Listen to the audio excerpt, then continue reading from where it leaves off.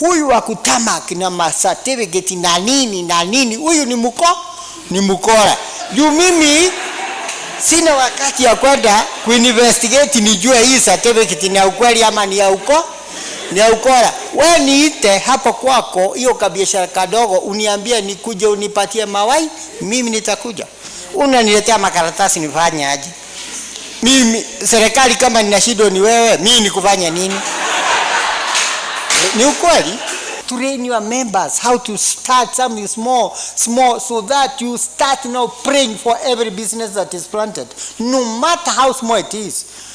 Archbishop, enda tuombe. Sababu hiyo, you have created opportunity of your members to be rich.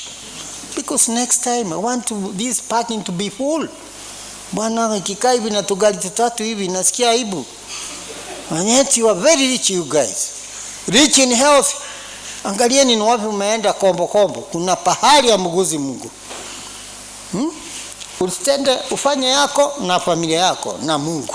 Don't leave God behind. God first. God and your work and your capacity. Be risk takers. Be risk takers. Because you don't risk alone. You risk with God.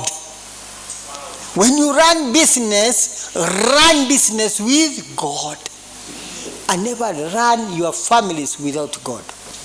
Ask yourself, am I running my family with God? No. Business means you give business 80% of your time.